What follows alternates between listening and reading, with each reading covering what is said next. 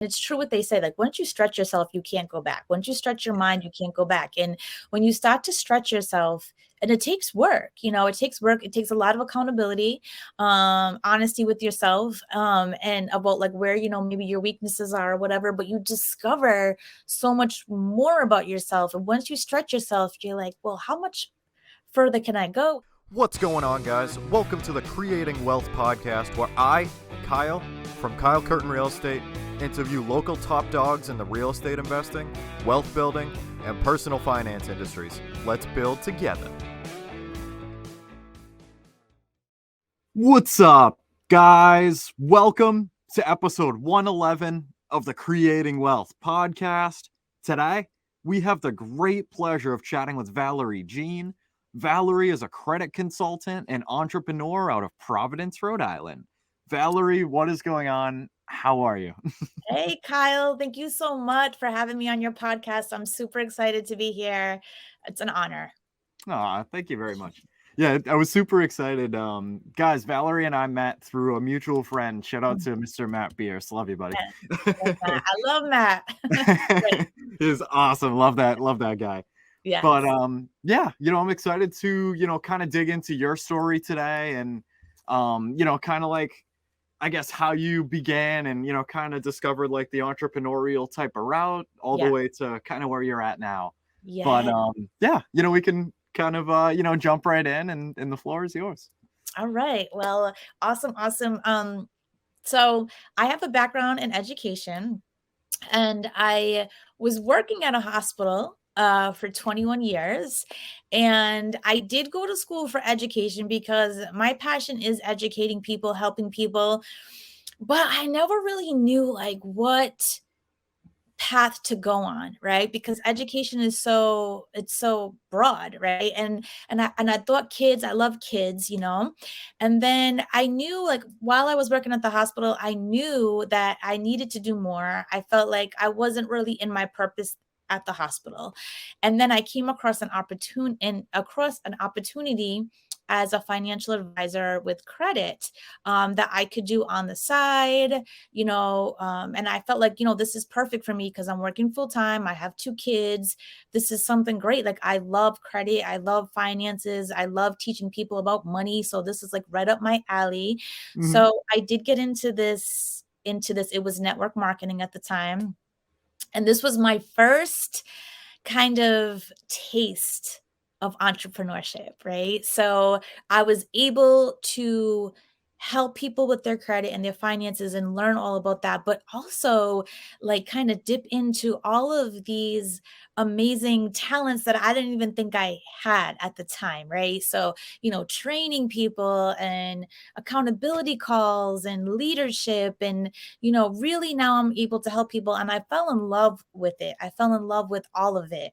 And this is where, your mindset, I really was able to tap in, to working on your mindset. And really, I kind of always knew that, but how your mindset is like the beginning, it could make you or break you in anything, right? So really getting that growth mindset in there and doing a personal development every day. And I just love the whole thing about it. I did feel like I was in purpose. And then it's crazy because I actually lost my 9-to-5 about 1.5 years ago because of the pandemic. So I was like, you know what, I'm going to do this full time, right? It wasn't like great timing, but I was like, no, this is like, I'm spiritual. So I'm like, there's a reason for everything. Yep. And then I decided last May to go off on my own and, actually have my own business as a credit specialist and kind of step away from network marketing, because in my mind, I felt like instead of, being a leader and stuff like that, I wanted to really focus more on just serving people. Yeah. I wanted to have more control over, helping the people and, having more one-on-one with them. And I felt like there was limitations that I had being a part of a company still that I couldn't do, but now I can, to help people having my own business. So that's where I stepped into, and I feel like everything was like kind of like a stepping stone for me. Yep. And so it's been great, having my own business and helping people and really just either building credit or repairing credit? Like, where are they on their journey? Are they trying to purchase a home? Are they trying to, maybe get their credit up because they want to start a business? Whatever the case may be. It's been very fulfilling to me, thus far. But that's how I kind of like got into this entrepreneur space. And then I'm kind of also, I can discuss it later, but I'm also going into other avenues as well. That's awesome. Wow. Yeah. It's crazy, like, especially how, going from kind of like the 9 to 5 world and discovering, that there's something else that like really kind of like perked your interest in a different area. And kind of like catching the bug, I guess, if you will, you know what I mean? And exactly like you said, like, there is, kind of in the smaller picture, like more in the moment, there's like the actual, like, oh, like, like this like credit business, like this is like really cool. But there's also the other part of that, like you mentioned, of wow, like there's this whole other world that I just discovered from discovering like the credit niche version of that, and it's like, oh, like what else is there? Like, and that I 100% agree with you. It's a beautiful thing. Like when you start to discover exactly, like, especially the things about yourself that you never really knew were there, until like you actually kind of like stumbled across it, or like, I don't know, like once you like kind of find it, like you keep finding more. And it's like, that's something that I definitely love about, kind of the entrepreneurial type of space in general, is like just kind of like that self-discovery in whatever type of business that you're in. And like, there's always more that you can do, you know what I mean? And like, what's, kind of like the next step? Like, is it, like hosting like meetups, or like, like there's always something else, you know what I mean? And it's just, it's a lot of fun, to kind of, right. Kind of see how far like you want to go, and just run with it and see what happens. Exactly. It's like you're limitless, and so once you start to stretch yourself, that, and it's true what they say, like once you stretch yourself, you can't go back. Once you stretch your mind, you can't go back. And when you start to stretch yourself, and it takes work, it takes work. It takes a lot of accountability, honesty with yourself, and about like where, maybe your weaknesses are or whatever, but you discover so much more about yourself. And once you stretch yourself, you're like, well, how much further can I go? And I almost feel like, and there's nothing wrong with a 9 to 5 if anyone's listening to this, but I felt, because I wasn't like living in my purpose in my 9 to 5, I felt boxed in, I felt like I could only do so much, I felt like it was very monotonous for me, you know what I mean? Like Monday, Tuesday, Wednesday, Thursday, Friday, like and it was just very like, I just wasn't thinking. I was just kind of going with the flow and doing the same thing every day.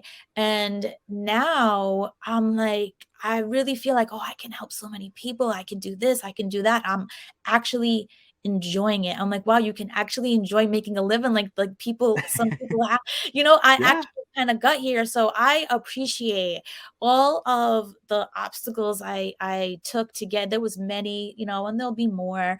But I appreciate them all, because adversity does build you. And there's been a lot of adversity, right? So, but I now that I'm, helping people, and especially in the credit world, because as soon as I got into the credit world, that's where I learned like a lot of people were not trusting like credit repair people and stuff like that, because there are a lot of scams out there, right? So I felt like, well, I'm like a genuine person and I'm honest, so this is good because I can truly help people and be like that honest person.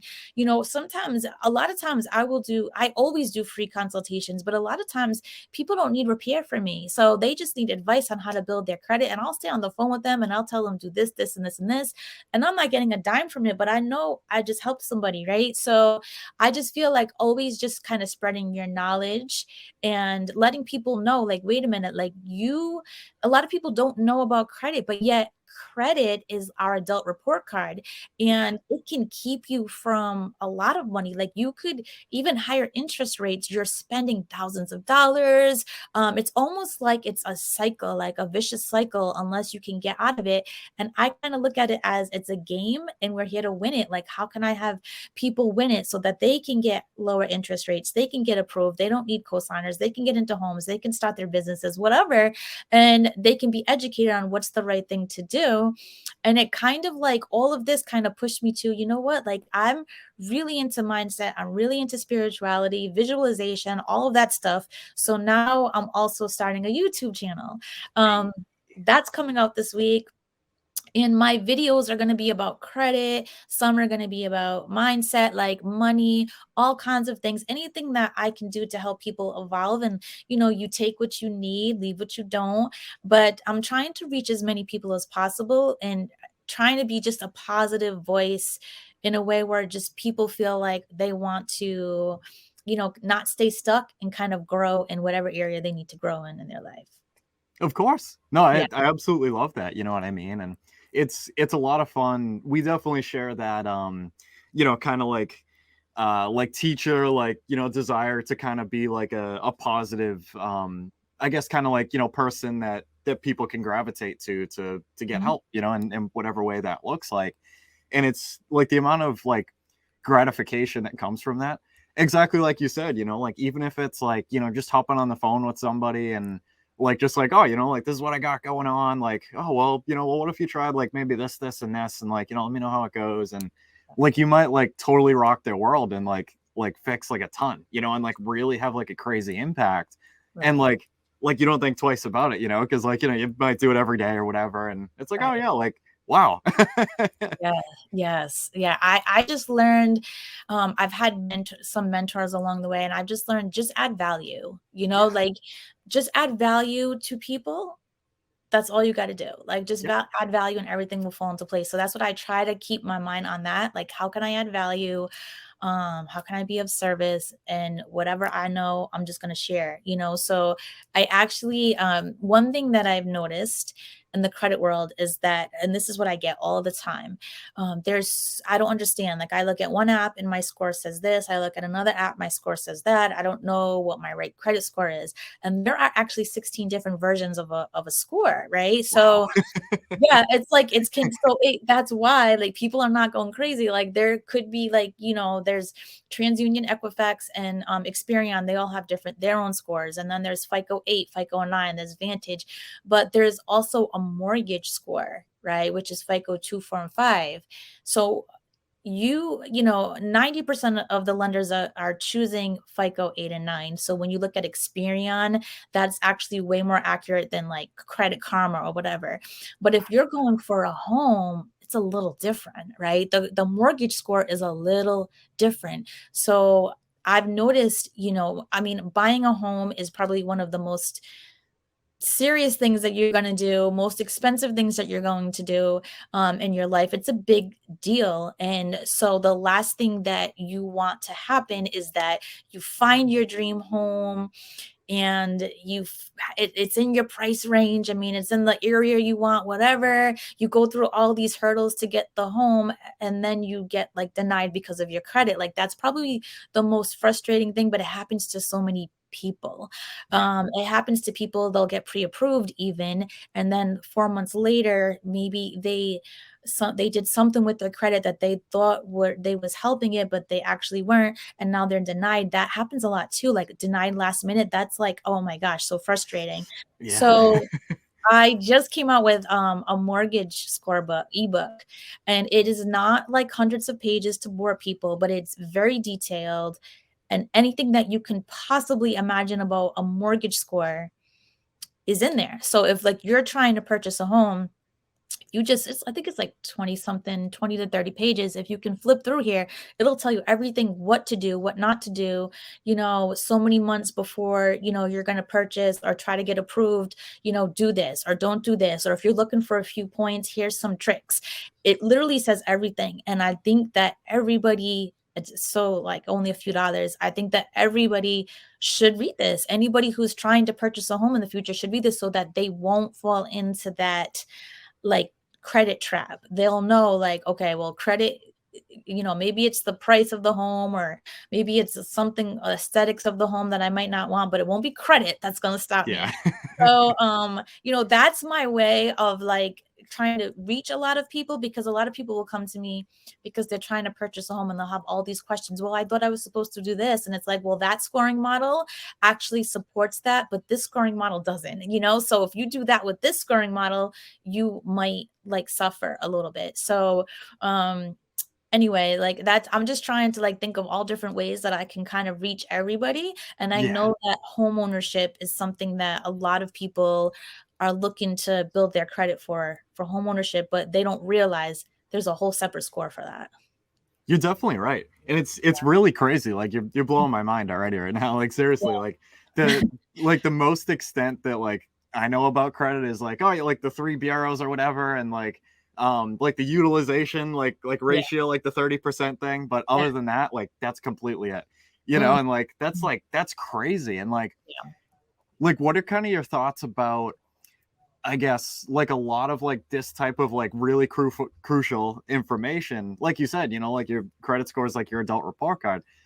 Like, what are kind of your thoughts around, I guess, like the information being like readily available? Like I feel like there's like so much that most people don't know, and like it's something that's pretty important for us, Yes. And this is where I feel like it could be so frustrating, because let's face it, I'm gonna be honest, like the way that they set things up, a lot of stuff doesn't even make sense. So I feel like I'm like, are you trying to confuse us, And then some of the information that's out is actually misleading. And I'm going to give you an example, right? So a lot of people are told that if you want to, first of all, utilization is like 165 points of your credit score. You have access to 550 points, and 165 of that is your utilization. So obviously, if we want to maximize on those points, we want to make sure we understand utilization, right? And when you look at credit monitoring apps, or even on the bureau sites or information online, you will hear a lot of these people giving information. Oh, if you keep your utilization at 30%, you're perfect. Like you're doing great. Like you're going to get the most points. That's false. Okay. So keeping your score at your utilization at 30% is actually just kind of going to keep your score stagnant.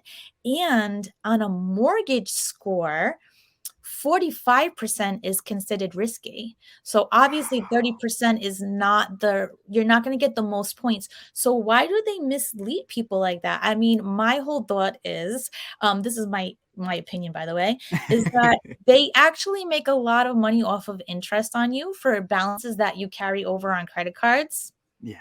So they're making money. I mean, let's face it, right? If you have 30% carrying over every month, that amount that's where you pay your interest. And so actually what you should do is 10% or below. Okay. So you will get the most points from utilization when when it's 10% or below. So if it's $1,000 credit limit, you want to have by your statement date $100 or less. Okay. So a lot of people will say, oh, okay, so that means I have $1,000 limit and I can only use 100. No. So this is what anybody who's listening, like this is your homework. When you are done listening to this, go to all your credit cards and find out the statement date and the due date. Okay. You can find that out by the paper statement, calling them, or online. And then let's just say that your statement date is the 1st and your due date is the 28th. Okay. So statement date, this is the one day and the only day a month that they take a snapshot of your profile on your, like, let's say it's your Capital One card, and they hand it over to the credit bureaus. That's the only day that they record what's happening on your profile and hand it over to the credit bureau. So if your balance is under $100, if you have a limit of $1,000 and it's $100 or less, that utilization is going over.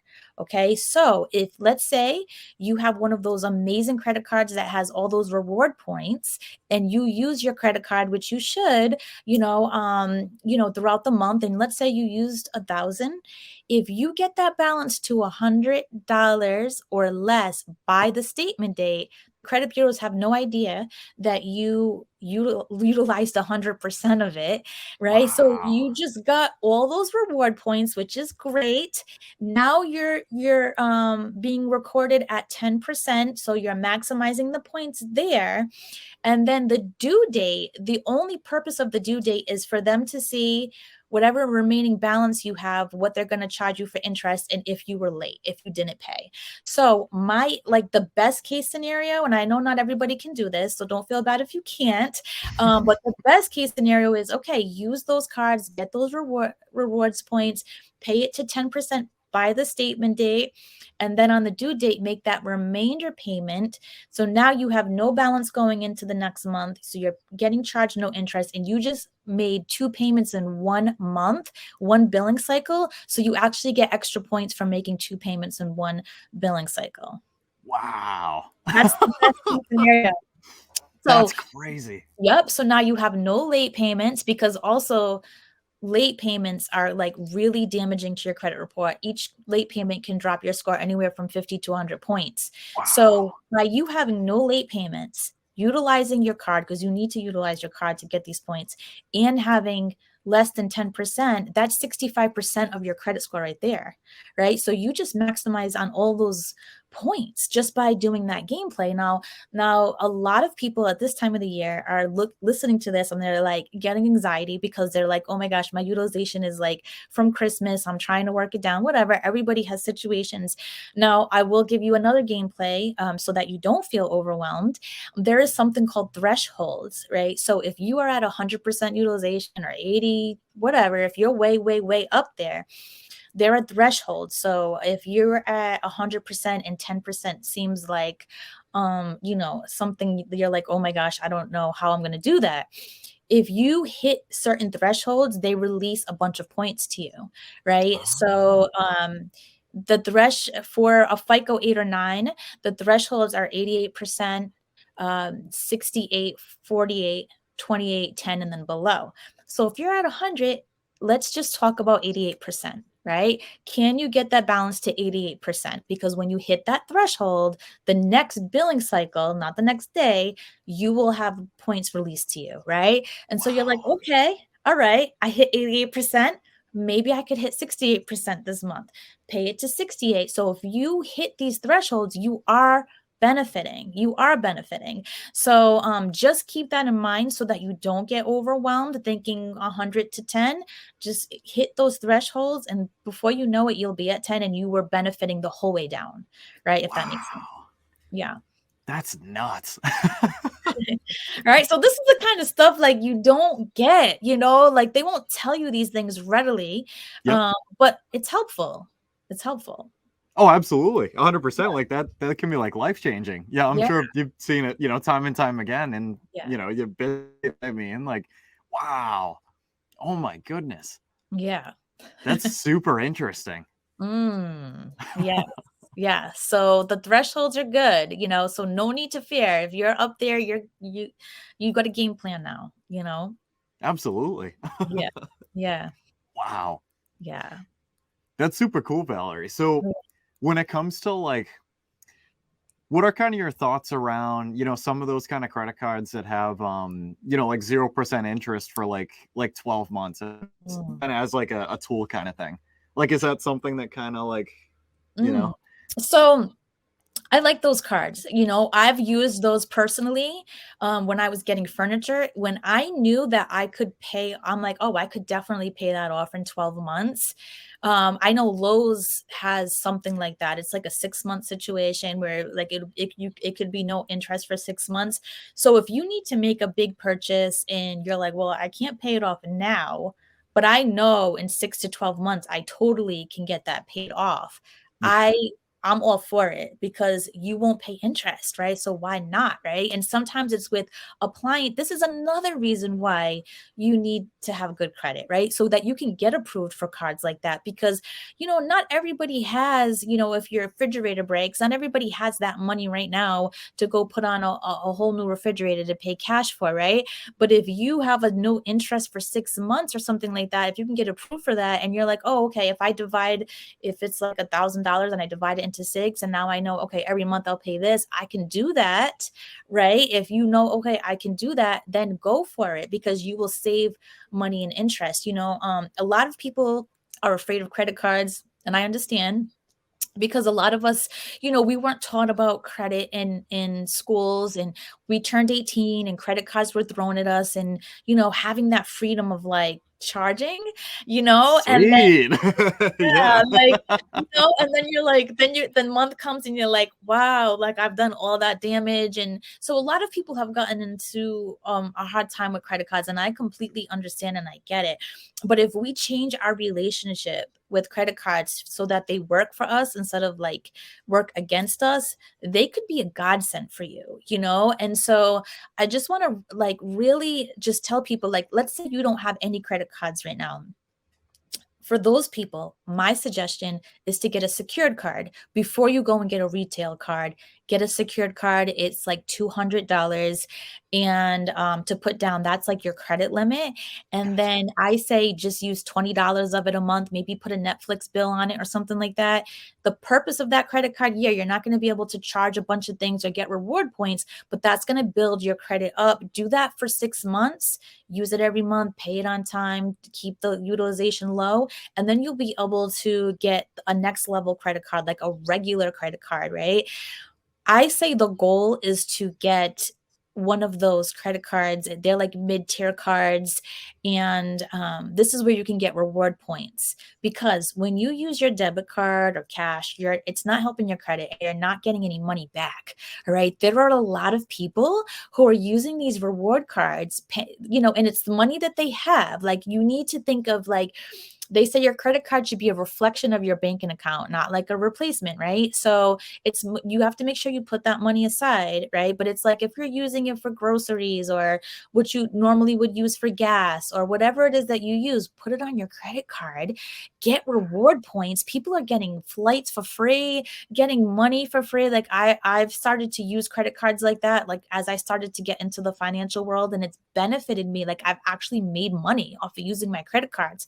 Pay it, like I said, the statement date and the due date. But the whole goal is to get to those reward cards, because you will make money off of them, right? And why I say don't make a retail card your first card if possible is because 15% of your credit score is history. Okay. So like, credit's like fine wine. It gets better as it gets older.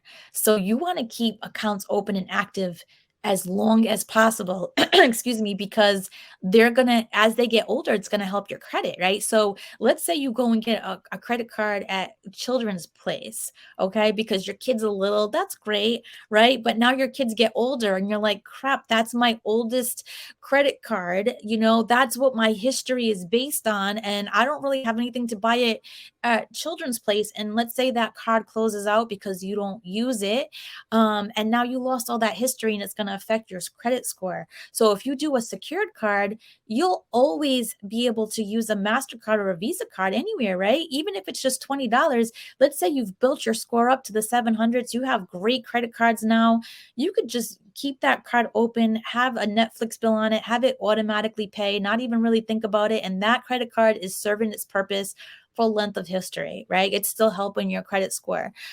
So I'm basically like but like Lowe's, for instance, I have a Lowe's card. That's a retail card, but I feel like that's beneficial to me. I'm always going to need Lowe's. I'm a homeowner, and I like that 6 month situation. I like how they give you 6 months, no interest. I can always use that if I need it. So to me, any of those credit cards are worth it. Yeah, 100%. Long answer to your No, I love it. Absolutely. Holy crap. yeah. Mm-hmm. And it's really crazy too. Because to your point of like people using the cards to like be able to get like flights and like hotel rooms and like all this crazy stuff. Shout out to Mr. John Liang. There's a buddy of mine who came on the podcast well over a year ago, I believe. And he's someone who's like super knowledgeable with the cards, and like he's gone on like these really crazy flights like across the world and like all this crazy stuff, like just from like using the points and like just like really ludicrous stuff, and a lot of I'm pretty sure it's like Chase that like he uses a lot and like kind of like links them together or something. I Yeah. just opened my first Chase card not too long ago. So I'm Yeah. kind of, trying to slowly learn the ways of like, oh, how can I get a flight for free? Like, like Yes. how can I go on vacation for like 50 Yes. bucks? Like, Yes, yes. So I suggest, like, once you start getting a few of these credit cards, see which ones, like, let's say this credit card over here gives you 3+ points on groceries, right? So you're like, oof, that's the card. Like, keep a mental note or write down, like, this is when I go grocery shopping, this is the card I'm going to use, right? Chase is good with reward points for sure. I love my Chase card. I have the Sapphire card, and that's really good for yep. reward points. Yeah, that's really, really good. And I love seeing, like, you earned all these points. And that's where, when you can get to the point where, like, you understand credit cards and how to use them and how to make them work for you. If you have a system in your mind, like, okay, I can only use this much, a month, because that's how much money I bring in. So I know that I'm never going to pay interest, and I'm going to get all these reward points, and I'm going to help my credit at the same time. If you can get yourself organized like that, put reminders on your phone when your statement date is due, like whatever's going to alert you to make sure that you play this game correctly. You can travel for free. It's like game over at that point. This is how you can get credit to work for you on so many levels. And I'm going to say, because you're bringing up credit cards, this is another thing that a lot of people get confused on as well. Everybody rushes for that charge card for Amex, right? Because let's face it, Amex, there's no credit limit, and it's a charge card, and they give tons of points, right? The gold card is a great card to have, right? And it will give you tons and tons of points. And if you're a traveler, like, that gold card is amazing. But I want to make everybody really, really clear on charge cards.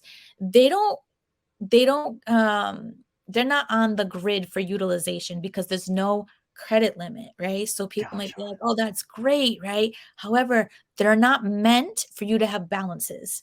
Okay, so when you get a charge card, in your mind, think paying it off in full every month, paying it off in full every month.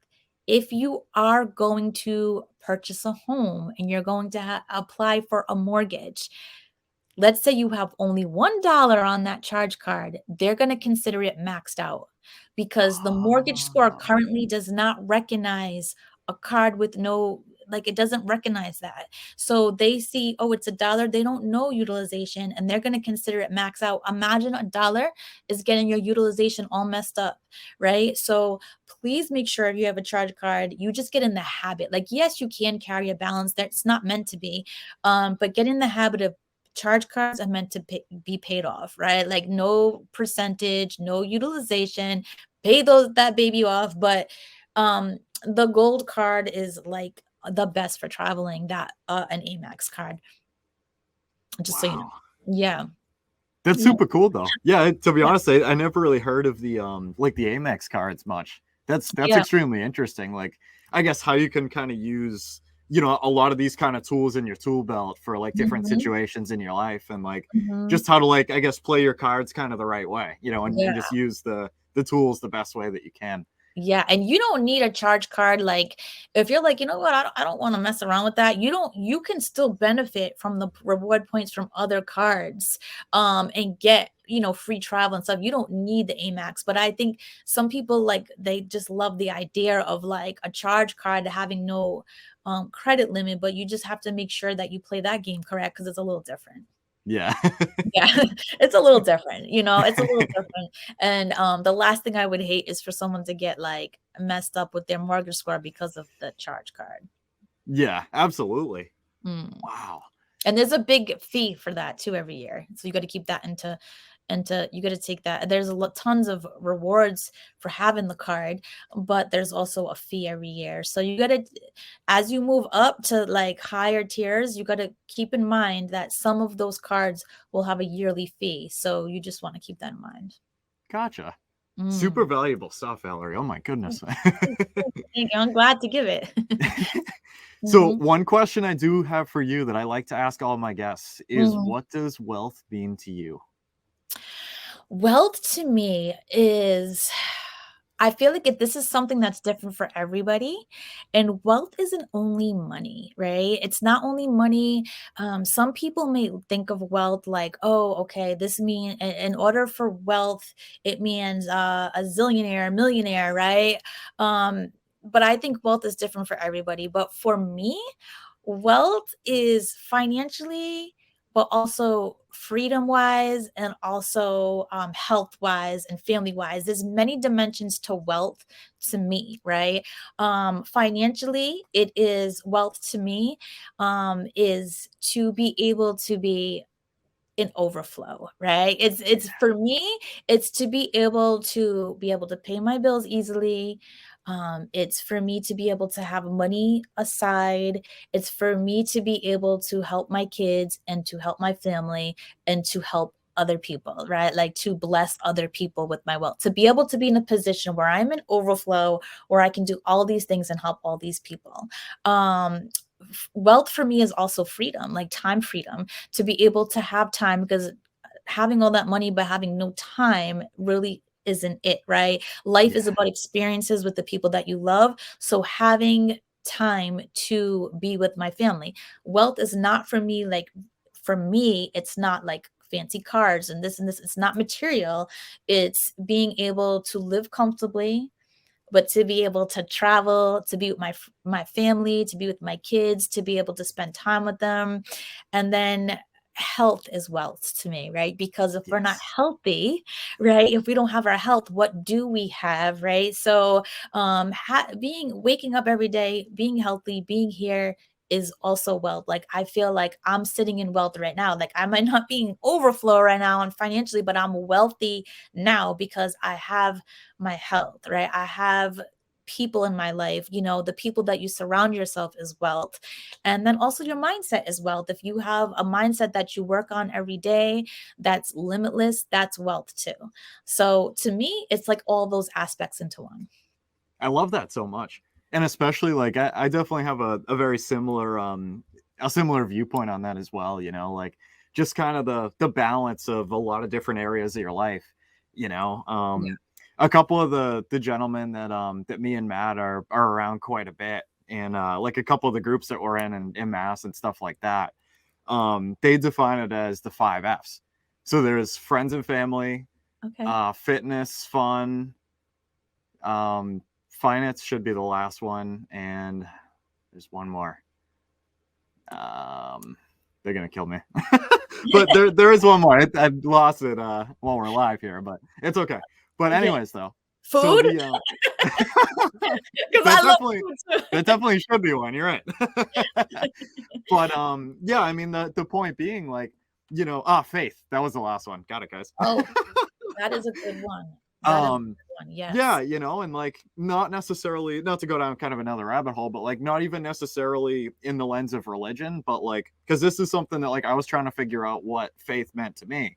Because like Mm, I've never really been kind of religious. I don't know, it hasn't really been my thing, I guess. mhm, But what I realized when I started to think more about it after having conversations with, a lot of the people that follow these same type of models mm, is it's like, faith in yourself, it's faith in humanity, and like it can like spider off of that. Like what mhm. does like faith mean to you? But I could keep going on about that, but yeah, no, Yes. to kind of circle back to your point, like, just having the abundance in those, well, like in being well rounded, because Yes. exactly like you said, like if you're not, working on your fitness and you're not healthy, like what's all the money in the world? Like it doesn't really matter, right?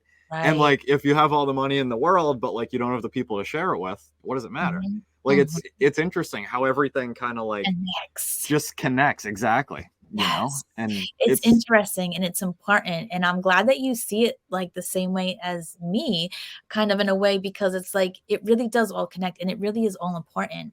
And yes. sometimes, and especially in today's society, we put too much emphasis on just like the materialistic part, right? Yep. And there's nothing, and that's the thing. Like, see, I'm more of like a balanced person, because it's crazy because my whole, and I don't want to go down a rabbit hole, like my whole life, when I've talked about, it wasn't until I joined entrepreneurship and was around people like that where it was okay. But like whenever I would talk about money with people, it was almost like I was shamed for talking about it, right? It was Yep. almost like, well, you shouldn't be, like, and I'd just be like, well, like, I'm not gonna, so I'm so excited that I'm able to talk about money with people and not feel like there's something wrong with me, because money is not an evil thing. And that, I mean, we can go down that whole other thing. It could, if you're a good person, it allows you to be, to bless people. It allows you to, like, I think everybody's deserving of that. And sometimes it's, ways that we were brought up or whatever, and that's a whole other thing. But Yeah. it's also not the only thing, right? Like, we also shouldn't be caught up like, oh, if we don't have this kind of car, we don't have this, like, not everybody cares about that, but some people do, and that's cool. But it's like, for me, it's like wealth really, like, emphasis needs to be put on like the people in your life. Like, how are you living your life? Like, how are you taking care of yourself? How are you taking care of the other people around you? Like, it's just a well-rounded situation. And when you have a little bit of all of that, woof, like, it's like wealth overflow. Uh-huh. Absolutely. No, I totally agree with you, and Yeah. yeah, it's really interesting, especially because I feel like a lot of the kind of the stereotype around like entrepreneurship and real estate and like building assets and all this crazy stuff is that like you just have to work and like not really give a crap about like much else, and like, all right, like just like go hit the pavement, like go get them, and like it's not like that. I mean, like maybe like for some people, I Right. definitely do not fall into that crowd, and that's fine. Mhm. But I like agree. it's interesting, especially like to your point, like the more that you dig into it and like the more that you have conversations with, those like-minded folks around you, is like there's so much more to it than the money. And like Right. it's really interesting, like just the way that it works, kind of like the theory of like why we do the things that we do and like Mhm. why we're in like the businesses that we're in. And Mm. like it goes deeper than the money. It's like, well, Mhm. like what is the money allowing you to actually be able to get, like bigger Yeah. picture, Yeah. and like if you keep there was an exercise for finding your why. I read it in one of Dean Graziosi's book. It's probably been around for absolutely ever. I just happened to see it there. Yeah. But it was like, to finding your why, it was going like seven levels deep, Deep. starting with Yes. like, why did you get up today?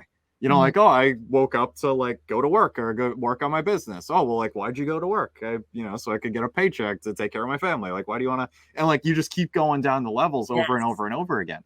And like, Yes. the more that you dig like into yourself, like, and just keep asking that why, like, I don't know. I feel like it eventually, like, if you do it right, like, it teaches you a lot about yourself, and It like, do. I feel like exactly, and Mhm. um yeah, I mean, it's one of the gentlemen that I was talking about earlier. Shout out to Gordon Thornton.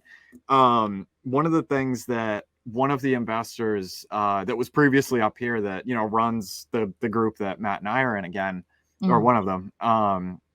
There's one thing that that really stuck out to me, and that's that at the very end of the day, like, all of us just want to be loved, and like, if you think about like the different like Yes. why like you're trying to buy all those properties, like why like you're trying to make your credit look immaculate to be able to like do all this crazy stuff, like why, like just keep digging, and like it's not just like, oh yeah, I'd want to have like $500,000 in my bank account, like congrats, you know what I mean, like, Yes. but like what does that bring you, like how does that serve you, and Yes. like just continuing to get deeper and deeper, and Yes.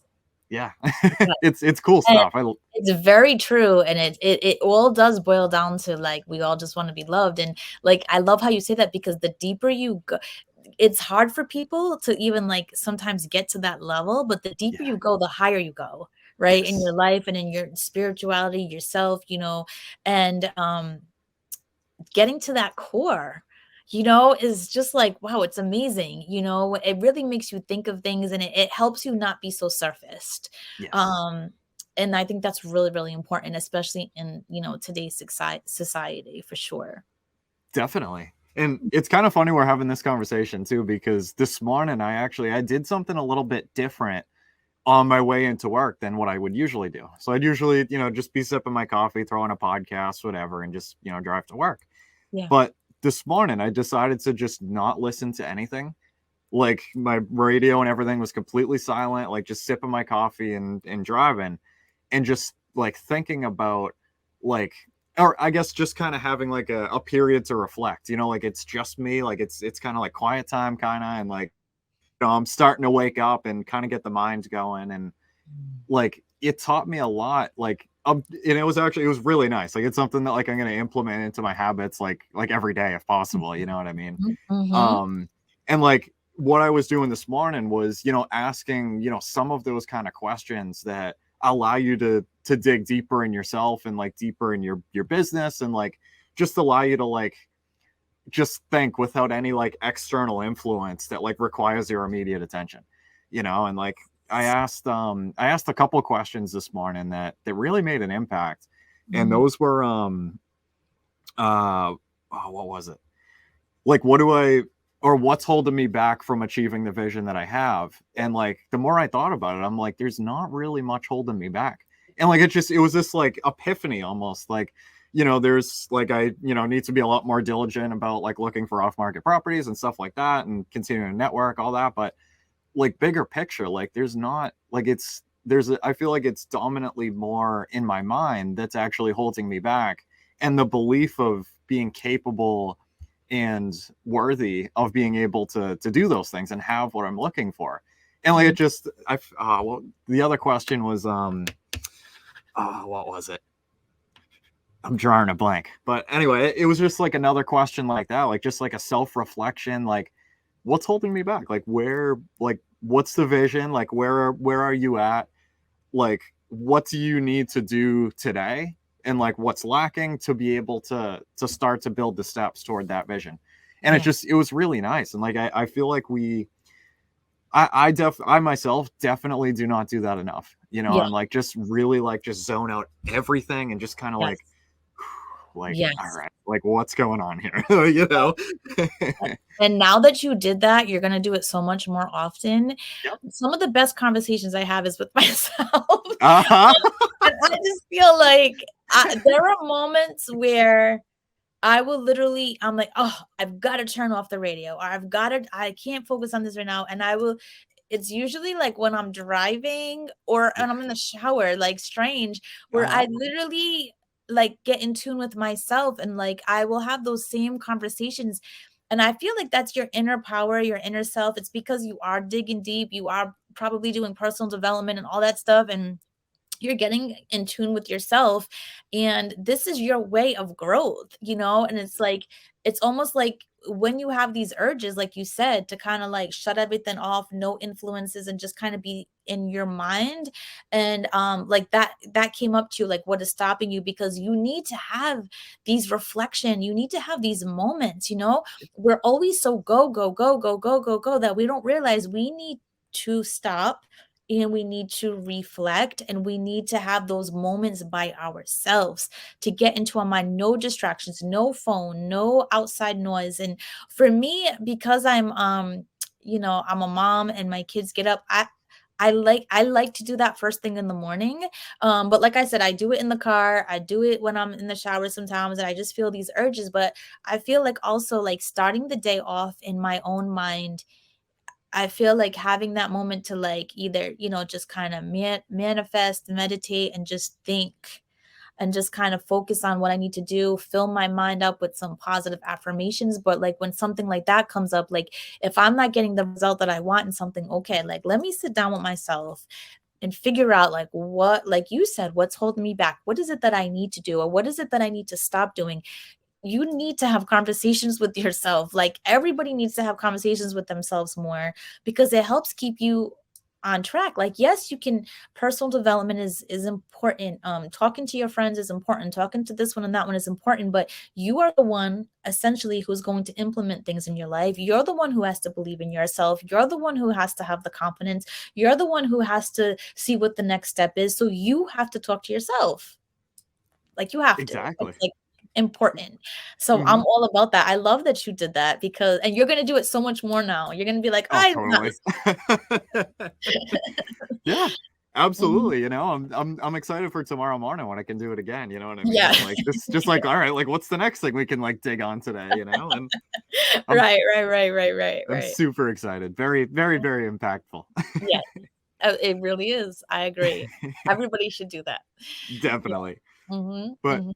Valerie, thank you so much for coming on here. Like, that Oh, it's was been so much absolutely fun. amazing. I feel honored. I really feel honored to be in here. Aw, It was a great conversation. It was so much fun. Thank you so much. I thank appreciate it. you so much. We're on like social media and stuff. Can you be found? I'll put everything down below. Okay. Yeah, so, my Instagram is vtridenti, VTRIDENTI, and, there's a link in my bio on my Instagram that has all of my links on there and how you can reach me, and, if you want a consultation or whatever, everything's there.